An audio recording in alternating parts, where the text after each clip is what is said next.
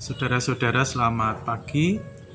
Hari Rabu tanggal 22 April tahun 2020. Firman Tuhan yang akan kita gumuli satu ayat dari Injil Yohanes 3 ayat yang ke-16. Sebelumnya mari kita datang kepada Tuhan dalam doa kita. Tuhan Allah Bapa kami di surga, saat ini kami akan mendengarkan sabda-Mu. Berbicaralah kepada kami ya Tuhan, kami siap untuk mendengar. Di dalam nama Tuhan Yesus kami berdoa, amin. Yohanes 3 ayat 16 demikian.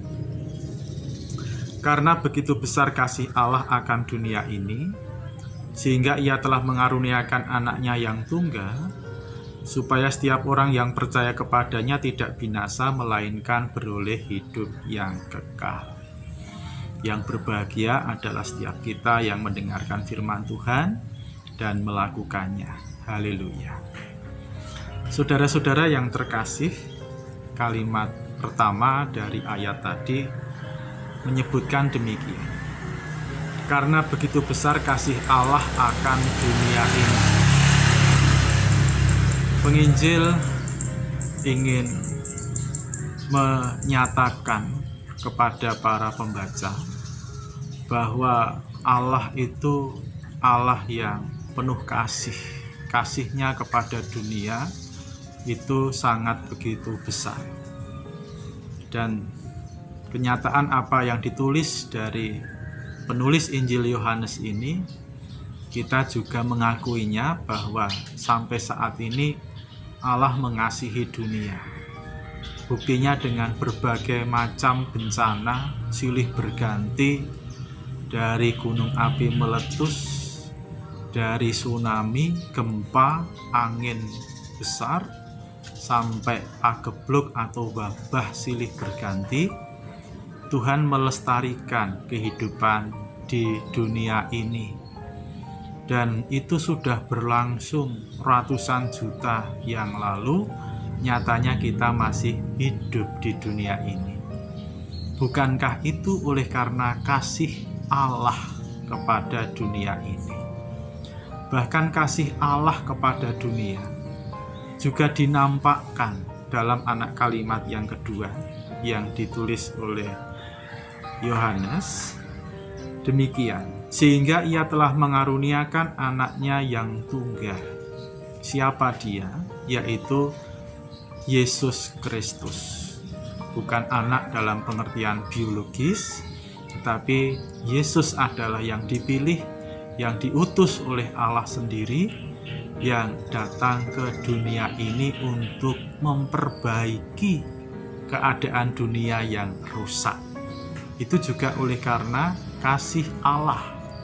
Sakit penyakit yang menyebabkan rusak diperbaiki, dientaskan oleh pribadi Yesus. Perilaku sikap manusia yang rusak diperbaiki oleh Kristus. Jadi dengan melihat Kristus, kita bisa melihat bagaimana Allah di dalam melestarikan dan memelihara kehidupan dunia ini. Jadi anak kalimat yang ketiga lalu dilanjutkan demikian. Supaya setiap orang yang percaya kepadanya tidak binasa, sekaligus anak kalimat yang keempat, melainkan beroleh hidup yang kekal. Jadi sebenarnya siapa toh yang tidak takut akan kematian? Semua orang takut akan kematian. Kalaupun Rasul Paulus pernah menulis mati adalah keuntungan, tetapi baca ayat berikutnya. Selagi aku masih hidup, aku akan bersama-sama dengan sukacita melayani. Jadi bukan lalu begitu saja menyerahkan hidupnya untuk kematian, tetapi selagi ada kesempatan mari kita hidup. Gitu ajakan yang sebenarnya ingin disampaikan Rasul Paulus. Sampai nanti mati sudah mendatangkan berkat, itu keuntungan. Jadi bukan di dalam rangka mati sekarang ya nggak apa-apa gitu kan, tidak. Jadi siapa sebenarnya yang tidak takut akan kematian? Semua takut. Tetapi ada sabda Tuhan yang tertulis di dalam ayat ini.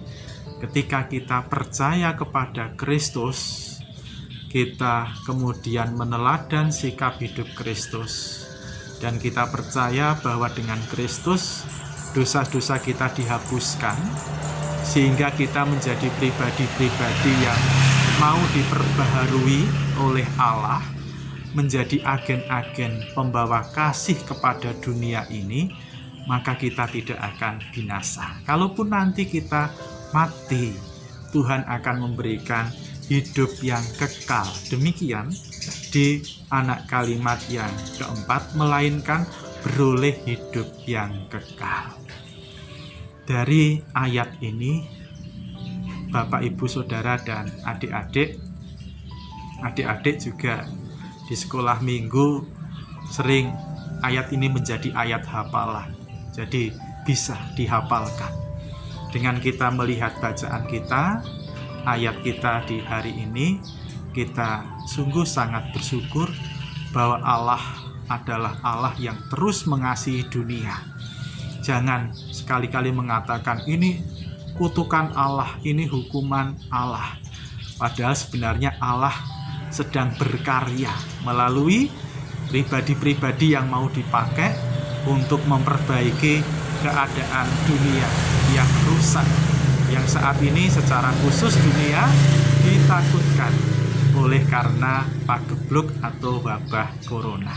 Tetapi yakinlah dan percaya, setiap orang yang berjalan bersama dengan Kristus, maka dia mau dipakai untuk menjadi agen-agen pelestari kehidupan dunia ini, pelestari kehidupan kasih, dan kita akan beroleh hidup yang kekal.